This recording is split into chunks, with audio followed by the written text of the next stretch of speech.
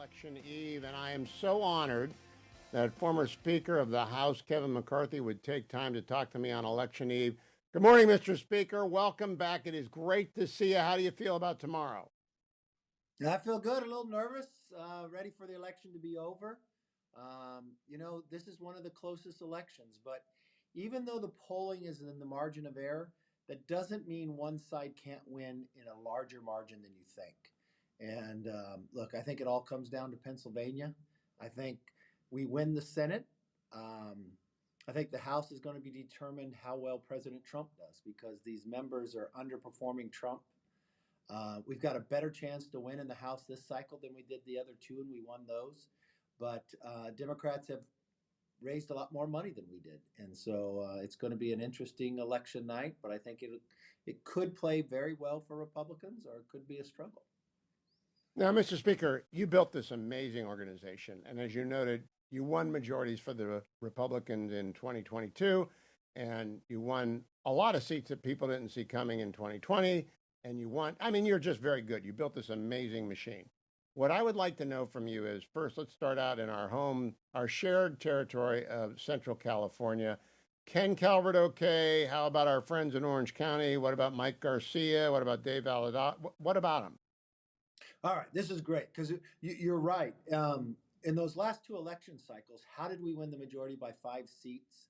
Well, we took them in California. When Nancy Pelosi became Speaker and I became leader, we took 6 seats from Nancy Pelosi just out of California. She lost the majority there. We've always gained seats in California. I really look to the Scott Ball race as the seat Republicans can gain. In presidential years, it's a disadvantage for Republicans because you're in California and people don't play there, and it's a blue state. I think Ken Calvert's going to be fine. The seats I watch are John Duarte up north. We won that last cycle. And Mike Garcia. Mike Garcia is just this phenomenal member, and I call a statesman. His district is less than 30% Republican. It's LA County, the former Naval Academy F-18 pilot. The guy sits on appropriations. I put him on Intel. He's one of the smartest members you want um, in Congress, and he just does a phenomenal job. Not a partisan job, but a phenomenal job. The problem is, does the wave overtake, meaning his district being such a Democrat district, a presidential year? But he has defined the odds every time before. I will tell you, the poll I just saw a couple days ago, he was up. It all determines on low propensity voters who turns out to vote. Well, we want people to vote in California. So often Republicans think it doesn't matter. Donald Trump could actually win the popular vote if Republicans in California Yes. show up. Let me ask you, Mr. Speaker, about some of the couple of guys you recruited. Derek Van Orden in Wisconsin, Juan Ciscomani in Tucson. These are two of my favorite members of Congress. You brought them into the fray. You persuaded them to leave comfortable lives. They're very different people. Derek Van Orden, a SEAL up in Wisconsin. Juan Ciscomani, born in Mexico, naturalized in Tucson. Father is sick. How do those two look to you? I know you must be particularly interested in the people that you brought into politics. Very much so, and I continue to help financially. I think I did like 20 million last month, looking at a lot of different races. Juan Ciscomani, here's Arizona, where Republicans lost the Senate, they lost all the statewide races. Juan picked up a Democrat seat. I think he is the future for the Republican Party in Arizona. You're right. He immigrated here at age 11. His father drove the bus in Tucson. He just loves this country. Tight race, but I think Juan's going to be all right. Democrats have poured everything into Juan and Derek Van Orden. This is Wisconsin. Another seat, Ron Kind, that the Democrats held for decades, never thought they could win. Derek Van Orden came in, did a fabulous job. Navy SEAL, they're coming after him. I feel good about where he is too. The races I look, this is where you want to look at the beginning of the night to know how it's going to go across the country. In North Carolina, they redistrict. We should pick up 3, but you want to look at North Carolina 1.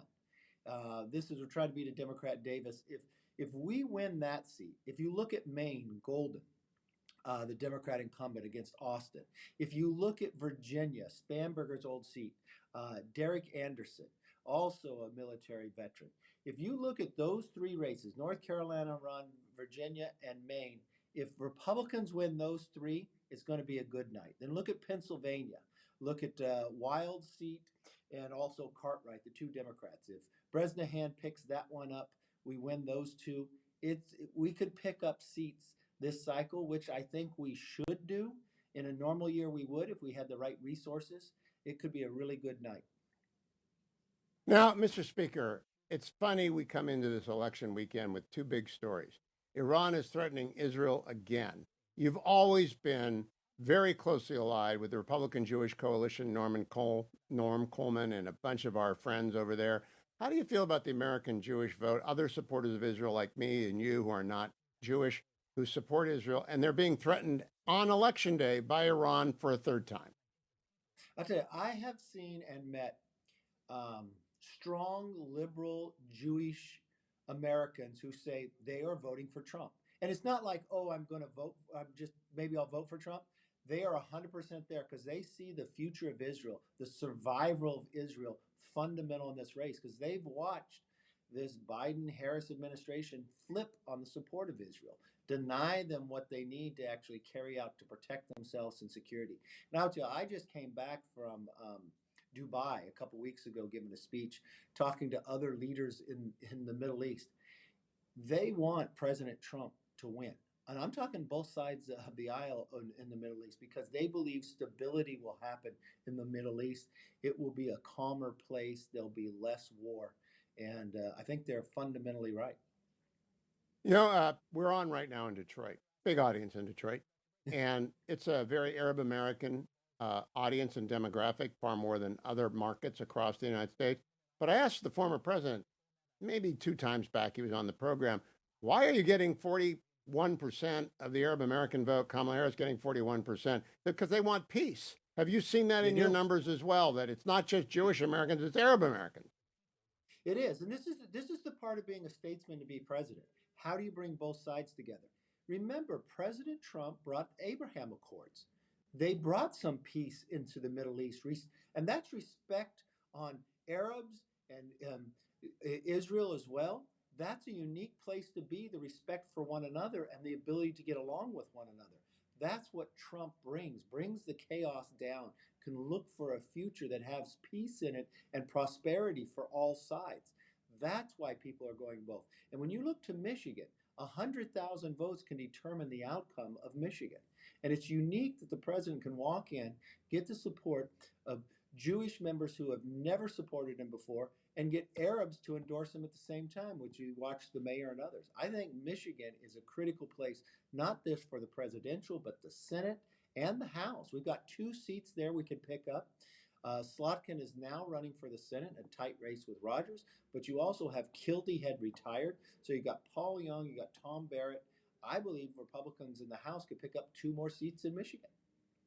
I want to close with 2 more questions, Mr. Speaker. Mike Lawler is one of my favorite guys. He was with you in your corner. He's a fighter. What do you think about Mike Lawler? Mike Lawler is going to win. He's going to define all odds. This is the guy who represents his district. Remember, Mike Lawler beat the DCCC chair, something that has not happened in 46 years. His constituency makes up of Soros and the Clintons. This is a guy who is a statement, who works on both sides. He even got, here he is, that you had Biden early in his presidential is going to go to take on Lawler in his district. He walks in, he says, this Lawler guy works so dang hard. He's not one of the crazies. He gets praises on both sides of the aisle because that's just how good he is. They have thrown all the money they can at him. Lawler is going to win that race, and Lawler, I think, has a very bright future. Last question. You and I have been I'm not in California anymore. You live there. The Los Angeles Times would not endorse Kamala Harris. The Los Angeles Times would not endorse Kamala Harris. How surprised were you when that happened? It was unbelievable surprising, but you know what? It continued on. The Washington Post in Minnesota as well. A non-endorsement of Harris from a newspaper like that is an endorsement of Trump. That just shows this race how close it is, that these papers can even see that they can't even endorse Harris, her home state. She lives in Southern California. That was probably the biggest slap in the face of anything to tell you. And I leave the voters with this. She has spent more than $1 billion. And I don't say this facetiously, I'm serious. Name me the 3 things that she says she'll do if she wins. I can't name them. I don't know what they are. She doesn't know the direction of where she would even go. You are so right. Kevin McCarthy, always pleasure to see you, speak with you. And Mr. Speaker, thank you for joining me on Election Eve.